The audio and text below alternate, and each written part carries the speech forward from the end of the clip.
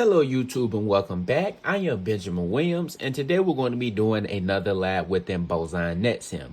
Today's lab is going to be on configuring static NAT. So let's go ahead and read our objective for this lab. It says network address translation, or NAT, is commonly used to translate private IP addresses on a local area LAN into globally unique IP addresses on the internet, which is a global wide area network. In this lab, you will configure static NAT to enable a specific host on a private LAN to communicate with an internet host that is configured with a public IP address. An enable secret password is configured on the ISP router and on switch A to prevent you from accessing them in this scenario. Configure the appropriate settings on router A. So if we take a look at our lab topology, we can see exactly what we're working with. We can see that we have a switch. It says this has an enable password, so we will not be able to access this switch. We can see we have 3 PCs connected off of this switch. We have router A, which is where we're going to be doing our NAT configuration. And then we have an ISP router, which has a web server connected off of it. Okay, if we take a look at the commands that we're going to be using in this lab, we have configure terminal, which enters global configuration mode from privileged exec mode. We have enable, which enters privileged exec mode. We have end, which ends and exits configuration mode. We have exit, which exits one level in the menu structure. We have interface type number, which changes from global configuration mode to interface configuration mode. We have IP NAT inside, which defines the inside interface for NAT. We have IP NAT inside source static, inside local address, inside global address. This creates a static NAT translation. We have IP NAT outside. This configures an interface to be an outside interface. We have ping IP address, which sends an ICMP echo request to the specified address. We have show IP NAT translations, which displays the NAT translation table. And we have show running config, which displays the active configuration file. And we also are provided with an IP address table by Boson NetSim, which shows us all of the devices, their interfaces, their IP addresses, and subnet masks. So we would definitely refer back to this table as needed throughout the lab. But let's go ahead and get into our lab. We're going to keep our lab topology up here in the top left. I'm going to be doing my lab readings in the top right, and I'm going to be doing my device configuration down here at the bottom. All right, so let's go ahead and read our lab task. It says task number 1, plan for NAT. It says in this task, you will review the scenario requirements, examine the current topology, and consider the configuration changes that will be required to achieve the scenario requirements. You have been tasked with configuring the network to provide PC1 with access to the internet host. In addition, internet hosts should be able to initiate connections to PC1. So number 1, it says your organization has been allocated the 192.0.2.8/30 address range to facilitate internet access for hosts. How many IP addresses are contained within this range? Well, we can see that we have a /30 network, so we know that we have 4 available addresses, but we have to subtract 2 for the network and broadcast addresses. So that means that we will have 192.0.2.9 and 192.0.2.10 would be able to be used as usable IP addresses. The .8 and .11 will be used for the network and also the broadcast address. So we should have 2 available IP addresses. And yep, it says right here, I'm not going to read through it all, but it says 192.0.2.9 and .2.10 are the assignable IP addresses in this range, okay? So number 2 says the IP address of PC1 should be translated to the first available IP address in the 192.0.2.8/30 address range. What source IP address will be seen by internet hosts when they receive data from PC1? Well, internet hosts will be seeing the 192.0.2.9 address as the source if it receives traffic from PC1, because we're going to be setting up static NAT. So right here, it says the IP address of PC1 should be translated to the first available address, and that address should be right here. It says 192.0.2.9. So yes. All right. It says Cisco devices support 3 basic types of NAT. And I guess that would be static, dynamic, and then NAT overloading, or PAT. It says, why is this static NAT the appropriate form of NAT in this scenario? I guess it's because we're only configuring it for one device. That would be the only reason why you would want to configure static NAT. It'll be a one-to-one translation. So I guess that's because we're only doing it on PC1. Yep. So it says static NAT is the most appropriate type of NAT configuration to use in this scenario because PC1 is the only host that requires address translations, and because the internet host must be able to initiate connections to PC1. Yep, so it says dynamic NAT and NAT overloading are more appropriate solutions for scenarios that require a larger number of translated addresses, or if internet hosts are not required to be able to initiate connections to the inside network. Okay? So number 4 says request for comments 1918 defines the concept of private IP addresses and sets aside 3 address ranges which should be used for private networks. What are those ranges? What characteristics distinguish a private IP address from a public IP address? Well, the address ranges are 192.168.0.0/16, 172.16.0.0/12, and the 10.0.0.0/8. And what distinguishes a private IP address from a public IP address is a private IP address is not routable over the internet, but a public IP address is globally unique, so it can be routed over the internet. Okay? So, yeah. That's basically what this explains. It says RFC 1918 designates the following classes: Class A, Class B, and Class C.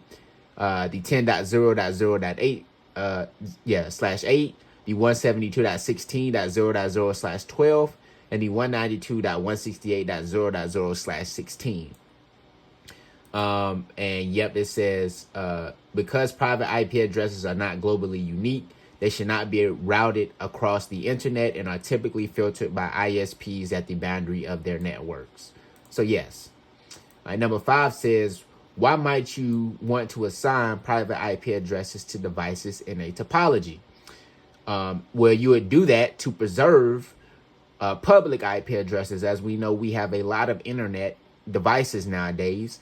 So we can't give every single device within our local area network a globally unique IP address. We will definitely run out of IPv4 addresses. We do have IPv6, but everything is not transitioned to IPv6, and every device doesn't support IPv6. So in that case, we have to assign private IP addresses to devices in our topology to allow IPv4 to continue to operate. Yep. So yeah, it says right here, the public IP address space is infinite and would become exhausted long ago without the widespread adoption of private IP addresses on privately operated networks. In a typical private network, it is possible for hundreds of hosts with private IP addresses to access the internet by using a few or even a single public IP address. Yes. So number 6, it says examine the IP address table. What devices in the network topology have been assigned private IP addresses? Well, let's take a look at the private IP address table. Or we can take a look at the IP address table in general. If we go here, this is the IP address table that Boson provides for us. We can see that the gigabit Ethernet 01 interface on router A has a private IP address, 192.168.100.1. We can also see that PC1, PC1, PC2, and PC3 all have private IP addresses. Okay. It says, number 7, it says, based on the definition of private and public IP addresses in RFC 1918, what is the defining characteristic of a public IP address? Well, it has to be that it is publicly unique, and it's only one of them. So it says, according to RFC 1918, a public IP address is a globally unique IP address that is routable over the internet. The IANA, or Internet Assigned Numbers Authority, is the organization that is responsible for assigning IP addresses on the internet.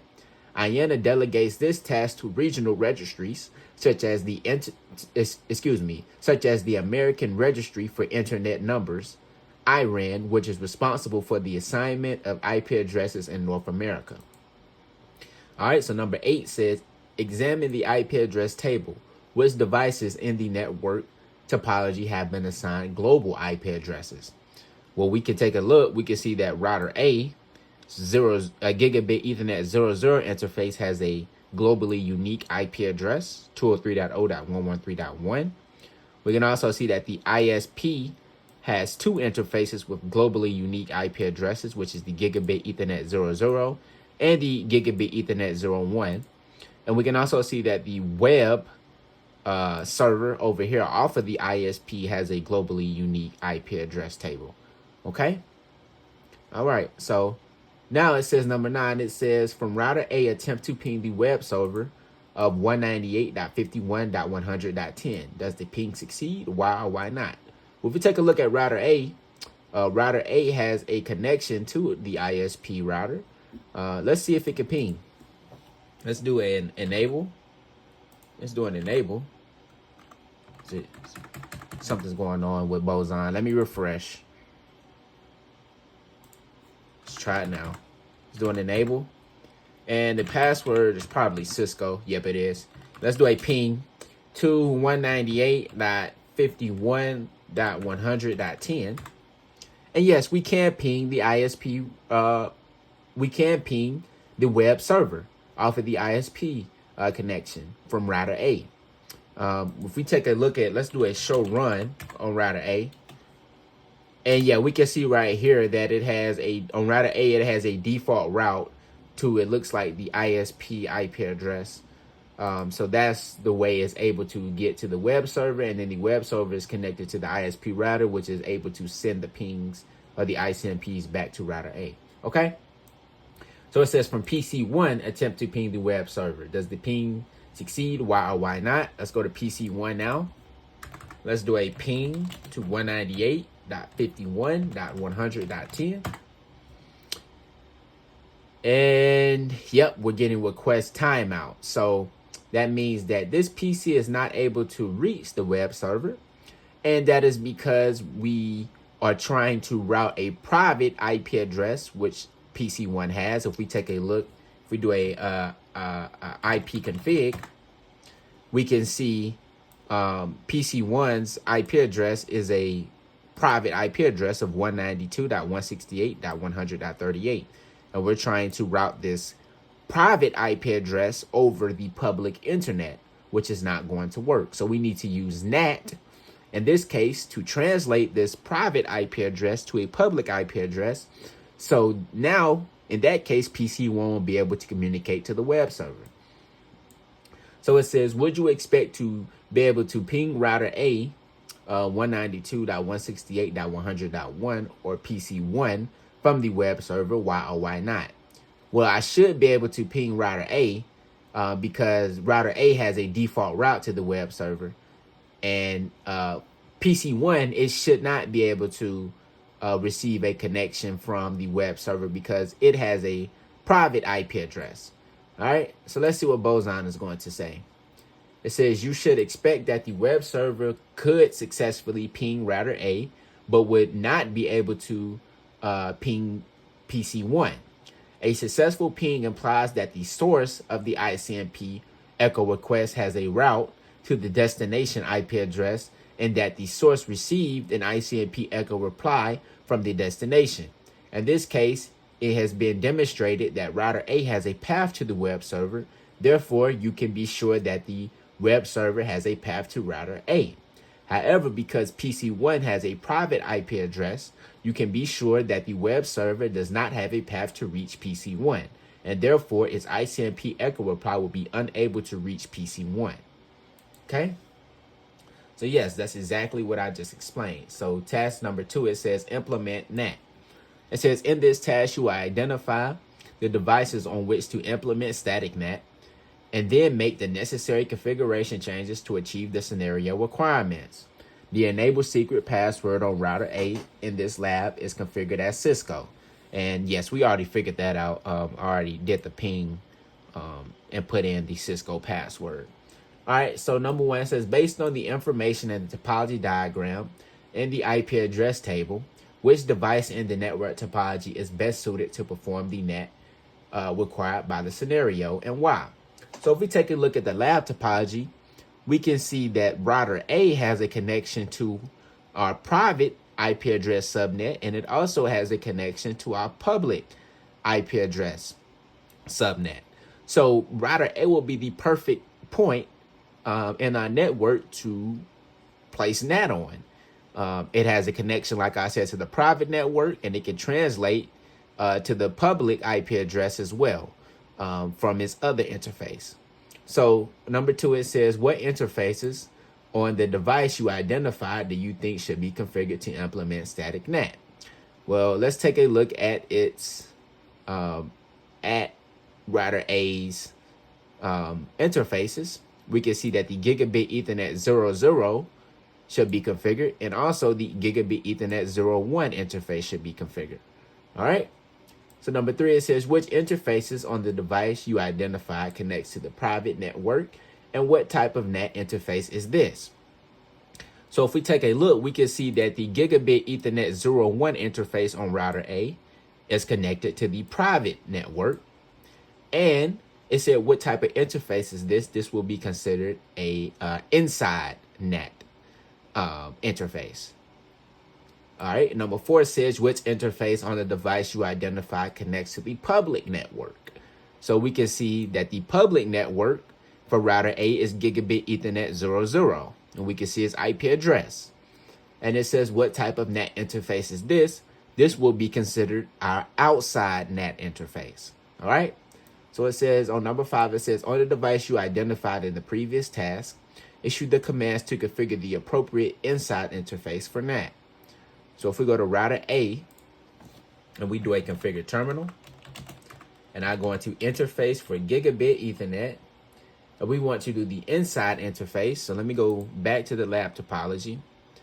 The inside interface should be the gigabit Ethernet 01. So I want to do gigabit Ethernet, interface, gigabit Ethernet. I already put it in. I don't know why I'm trying to do it again. 01. And let's do a IP NAT inside. Okay. So number six, it says on the device you identified in the previous task, issue the commands to configure the appropriate outside interface for NAT. So let's do an exit. Let's go into interface for gigabit Ethernet 00. Let's do an IP NAT outside. Okay. Now it says on number seven, it says on Cisco routers, a static NAT involves the mapping of an inside local address to an inside global address, or a mapping of an outside local address to an outside global address. What type of mapping should be used in this scenario? So we should be using the inside global address, the inside local address to the inside global address, and that is because we are taking PC1's inside local address, and we're going to translate that into an inside global address, which will be, that range will be configured on router A. Okay. So it says on the device you identified in the previous step, issue the NAT command with the appropriate parameters to map the IP address of PC1 to the first available host address in the 192.0.2.8/30 address range. So let's do an exit, and let's do an IP NAT inside. To give some context sensitive, let's do a source list.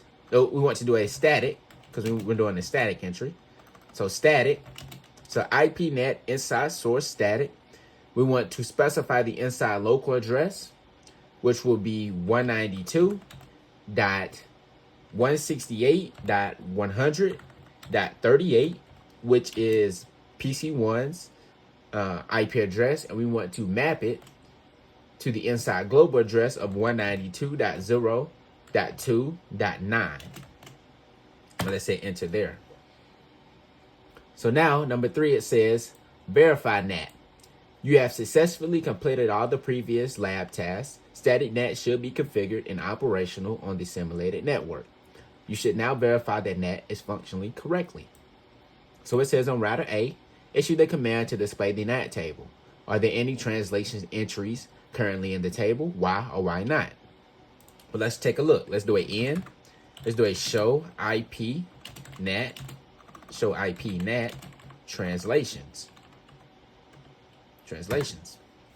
And yes, we can see we have an entry. We have our global IP address, which is 192.0.2.9, and it is mapped to the IP address of 192.168.100.38, which is PC1. And this is in this table because we did a static entry. So it is already in the table.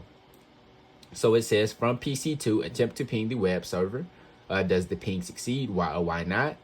We're doing PC2 for some reason. I guess it's just to prove that we haven't set up NAT on PC2, so this ping should not work. Let's do a ping to 198.51.100.10. These should fail because we did not set up static NAT on PC2, but we did do it on PC1. So the next step, it says from PC1, attempt to ping the web server. Does the ping succeed? Why or why not? So we see that all of the pings failed on PC2. Let's try it on PC1.